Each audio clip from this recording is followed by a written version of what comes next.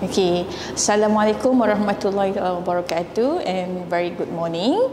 Okay, today I'm going to brief you all about Bachelor of Accountancy Honours. Alright, so first of all, let's introduce myself first.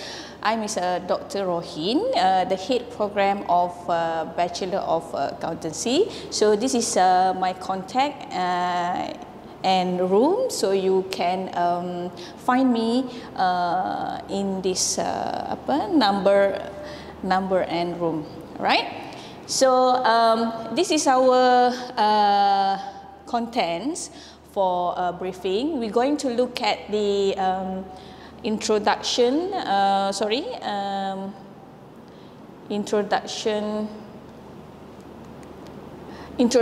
to program, and then we're going to look at the program formation, semester system, credit transfer, program structure and projection. Alright, so this is actually basically the introduction of Bachelor of Accountancy. Kalau kamu tengok, this is the entry requirement, alright, which is you need to have a MUIT with a band 2, and then the STPM, foundation matriculation, and diploma or equivalent with at least CGPA 2.5. Alright, actually basically for the Bachelor of Accountancy Honours in UPTM, okay, it's take about 3.5 years program, and then the best thing, we have the accreditation, professional accreditation from the SCCA, MIPA and IPA. Okay. So, this is the program formation, okay. The program code is AA201, and then the duration is 3 years and 6 months, and the total credit hours is 140 credits, and the medium of instruction is English and Bahasa Melayu. Okay, for the semester system, actually we have since we start with the May sessions, so it will be short, long, long, because we have a 3 semester. Okay, kita ada 3 semester. So semester pertama ni adalah May 2025. So session 2025 is short semester lah. Kemudian session akan datang, which is August 2025. It will be long, and December 2025 is also long. So for short semester, the duration will be 7 weeks, 7 minggu sahaja. Okay, 7 minggu sahaja. Yang mana kalau long kita ada 14 minggu, 14 week, yeah, 14 weeks. And for the credit hours, for short, okay, student can maximum take 10 credit hours. Okay, pelajar boleh mengambil maksimum 10 jam kredit. Kalau short semester. Okay, kalau minimum pelajar boleh mengambil 6 jam kredit. Okay, itu kalau short semester. Okay, kalau semester pendek lah. Semester panjang pelajar boleh ambil maksimum 20 jam kredit dan minimum 12 jam kredit. So kalau kita tengok maksimum kalau short semester pendek, maksimum 10 kredit 10 jam 10 jam kredit ni kita kata kita boleh anggarkan 3 kod, 3 kursus. Okay, kalau minimum 6 credit hours is 2 courses. Alright, so we're going to look at the class range of cumulative grade point average, which is a CGPA. Kalau kita tengok dekat sini, this is the classification of honors lah. Kita ada 3 level of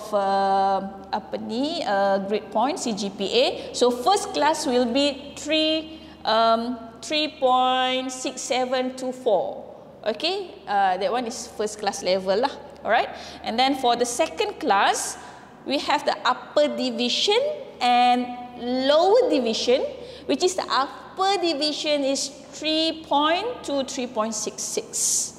Okay, the lower division, second class, 2.2, okay, to 2.99. And then the third class, 2 to 2.19. Okay, Dean list, okay, anugerah dekan will be start from the CGPA 3.5, 3.5. Okay, dekan adalah daripada 3.5 hingga 4. Okay, anugerah dekan. Okay, so this is the final examination result and status. Okay, so biasanya pelajar kena tahulah ya apa maksud status pelajar. Okey, selepas mendapat keputusan peperiksaan, pelajar kena tengok status pelajar masing-masing sama ada mungkin pelajar akan mendapat DNL. DNL tu maksudnya Dean List. Alright. SNT Senate Award, anugerah senat, GRD graduate. Okey, kalau tak ada perkataan GRD ni tak boleh graduate lah. Jadi make sure lah kena ada GRD lah kalau pelajar-pelajar yang mungkin dah habis LI, latihan industri, dan dah fulfill all the course. Okay, so after that the graduate, make sure ada GRD graduate. And then warning. Okay, warning ni pelajar kena alert sebab kalau pelajar mendapat pointer below 2, okay, below 2, pelajar akan diberi amaran. War satulah. Kita ada 2 warning yang pertama dengan warning yang kedua. Okay, so pastikan pelajar tidak mendapat sehingga warning yang kedua lah, kerana selepas warning yang kedua kebarangkalian pelajar untuk withdraw from university adalah tinggi. Okey, jadi pastikan pointer pelajar di bawah 2 point, ya, 2 point. Baik. Kemudian okey, ini attendance, absent and action. Saya rasa pelajar semua biasa dengan attendance, absent, action ni, yang mana sama juga sekiranya pelajar gagal menghadirkan diri, okey, selama berapa ikut peratusan, okey, 7%. Okey, pensyarah akan mengeluarkan surat amaran yang pertama. Okey, dan sekiranya pelajar mencapai peratusan ketidakhadiran 14% hingga 20%, pensyarah akan mengeluarkan surat amaran yang kedua, dan seterusnya 21% pelajar akan dihalang untuk menduduki peperiksaan. Jadi jangan sampai tidak hadir sehingga 21%. Okey? Bagaimana kalau pelajar dihalang untuk menduduki peperiksaan? Dah mencapai 21%. Pelajar boleh membuat rayuan. Okey, membuat rayuan kepada unit yang berkenaan. Okey? Baik, ini sebenarnya slide yang dinanti-nantikan oleh pelajar, yang mana kredit transfer. Okey, pindah kredit. Okey, biasanya kredit transfer ini berlaku apabila pelajar daripada diploma menyambung pengajian kepada degree. Okey, kalau diploma, kalau Bachelor of Accountancy ini biasanya transfer kredit akan diperolehi sekiranya pelajar adalah lepasan daripada diploma perakaunan. Okey, baik. Kita tengok bagaimana kredit transfer ini dilakukan. Okey, so credit transfer is based on cost to cost mapping. Kita bergantung kepada kursus kepada kursus. Okay, the principle of credit transfer are as follows. Ya, kalau kita tengok passing grade, minimum grade is C. Okay, so pelajar-pelajar kena pastikan sekiranya pelajar ingin memindah kredit daripada diploma ke degree, pastikan pelajar mendapat grade sekurang-kurangnya adalah C. Sekurang-kurangnya adalah C. Sekiranya C minus, pelajar adalah tidak dibenarkan dan tidak layak untuk pindah kredit. Okay, so the credit transfer value of an equivalent cost must be same value. Okay, yang kedua ini grade ataupun credit value daripada pengajian lepas di mana diploma ke ijazah, di mana credit value dia adalah perlu sama. Okey, katalah degree credit value-nya 3. Okey, sebelum semasa diploma perlu 3 ataupun pelajar perlu menambah subjek, satu lagi subjek. Maksudnya 2 subjek daripada diploma yang mana credit value-nya 2. Okey, so jadi 2 subjek, 2 tambah 2 jadi 4. Betul? Jadi 4 credit value daripada diploma. Okey, bolehlah pindah kredit ke degree. Kerana degree perlukan 3 credit value. Sekiranya semasa diploma, credit value kursus pelajar adalah 2 dan degree adalah 3, so tidak dibenarkan. Sebab dia punya credit value adalah tidak sama nilainya, 2 dan 3. Kecuali pelajar perlu tambahkan satu lagi kursus semasa di diploma. Okey. Kemudian pelajar kena pastikan syllabus course curriculum at least sekurang-kurangnya mencapai 80%. Maksudnya semasa diploma syllabus yang pelajar telah menduduki mencapai 80% syllabus semasa degree. Okey, jadi pelajar boleh dibenarkan pindah kredit.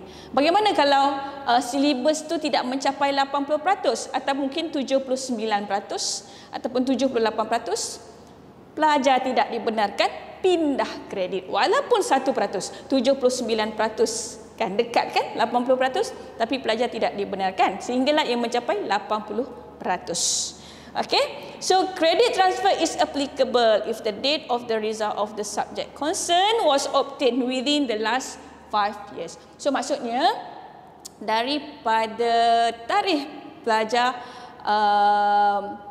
tamat semasa diploma, okey, pelajar boleh menggunakan transkrip tersebut, diploma tersebut untuk sambung dan pindah kredit dalam tempoh 5 tahun. So selepas 5 tahun tu pelajar tidak dibenarkan untuk pindah kredit. Okey. Baik, kemudian kita lihat kepada apakah borang-borang ataupun form yang diperlukan untuk pelajar pindah kredit. Alright, so kita ada 3. This is a list of credit transfer document. Okay, yang pertama pelajar kena ada credit transfer application form yang mana pelajar boleh diperolehi daripada fakulti ataupun head program, iaitu saya lah. Alright, kemudian yang kedua, pelajar perlu mengisi borang B, form B, yang mana credit transfer mapping form, dan yang ketiga a copy of diploma transcript. Okey, so 3 borang ini, credit transfer application form dan form B ini pelajar boleh dapat perolehi daripada ketua program, okey, daripada fakulti masing-masing. Alright, daripada saya lah. Baik, okey,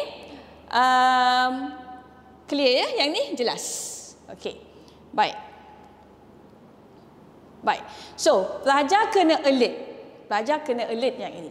Yang mana pelajar wajib, okey, untuk menyemak credit transfer list di dalam CMS selepas ketua program telah mengesahkan berapa banyak transfer kredit yang pelajar perolehi. So pelajar kena semak di CMS berapa sebenarnya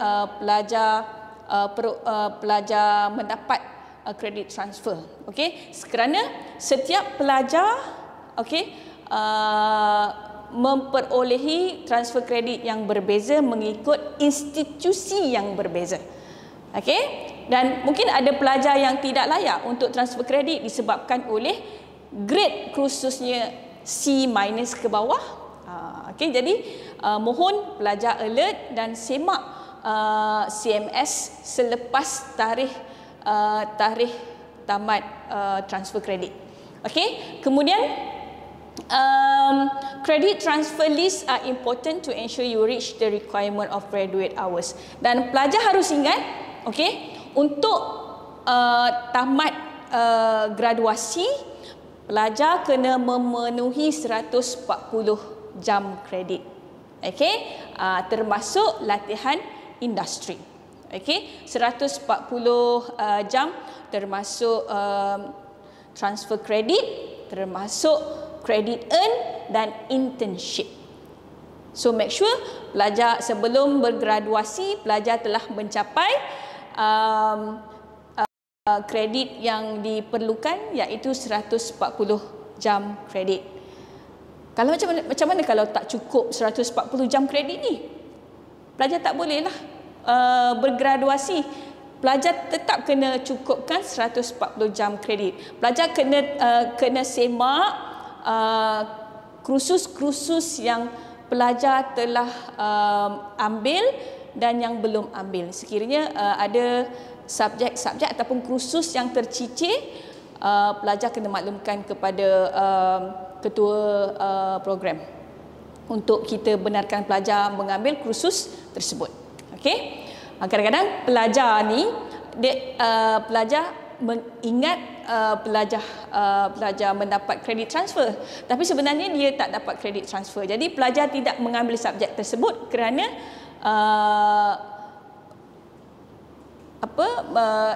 pelajar ingat pelajar mendapat kredit transfer, tapi sebenarnya pelajar tidak mendapat kredit transfer dan pelajar tidak mengambil subjek tersebut.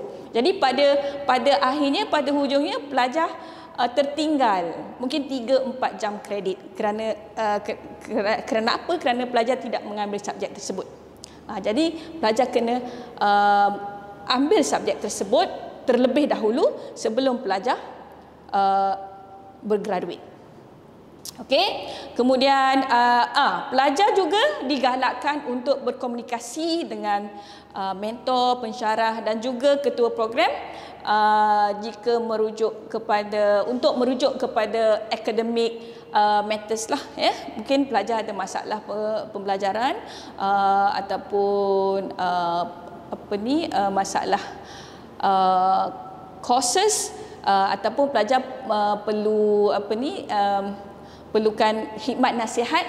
Okey, subjek apa yang perlu diambil pada sem tertentu, pelajar boleh rujuk kepada mentor, pensyarah ataupun ketua program tersebut. Alright. Okey, ini merupakan program structure. Okey, setiap semester program structure adalah berbeza-beza kecuali jika ada perubahan. Okey, kita lihat program structure untuk sesi 0525 terlebih dahulu. Tekan di program structure.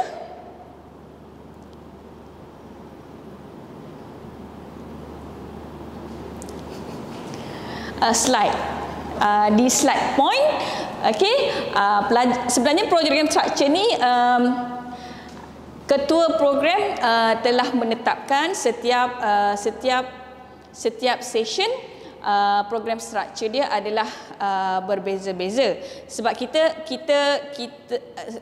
kadang-kadang terdapat penambahan ataupun pengurangan kod subjek tertentu. Jadi saya khususkan program structure untuk sesi 0525 adalah seperti berikut. So jika kita lihat, ini adalah program structure kamu. Untuk pelajar sesi 0525. Kita tengok, kita ada 3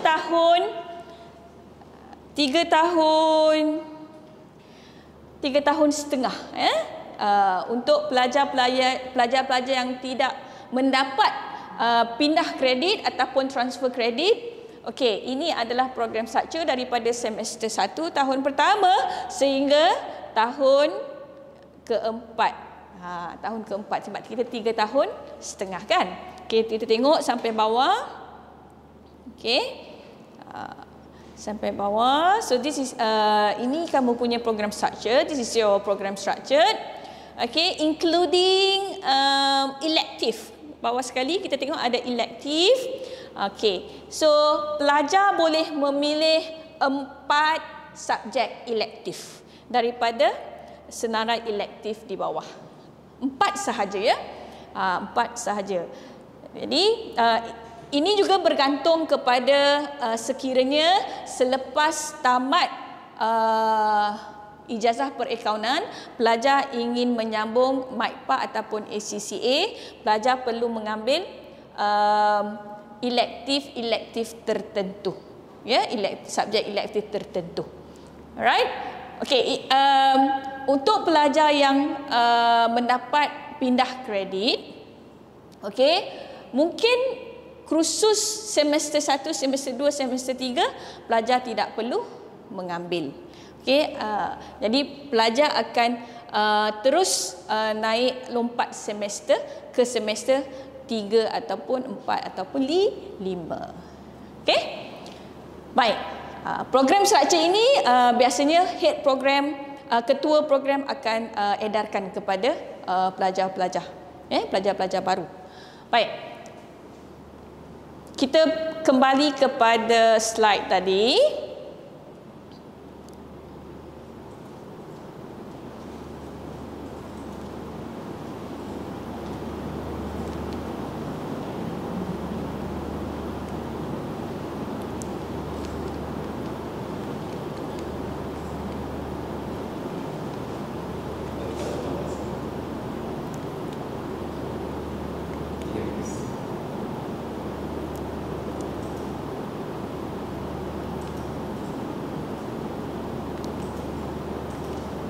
Okey. Ini merupakan professional accreditation. Buat pengetahuan pelajar, Bachelor of Accountancy UPTM telah mendapat accreditation daripada badan profesional ACCA, MIPA dan IPA. Jadi, apa maksud accreditation? Maksudnya selepas daripada tamat Bachelor of Accountancy, sekiranya pelajar ingin menyambung ACCA, pelajar hanya mengambil 4 paper sahaja. Kerana pelajar telah mendapat pengecualian sebanyak 8 paper. Jadi kalau nak lepas bachelor, after Bachelor of Accountancy, let's say student want to continue or proceed with the ACCA, so student only take the 4 paper ACCA. Alright, sikit kan? Tak banyak dah. And then for MIPA, after Bachelor of Accountancy, student only take 8 module, 8 paper. Alright? And then IPA. IPA kita masih lagi mapping syllabus. but we actually already get the accreditation from the IPA. Alright, jadi pelajar boleh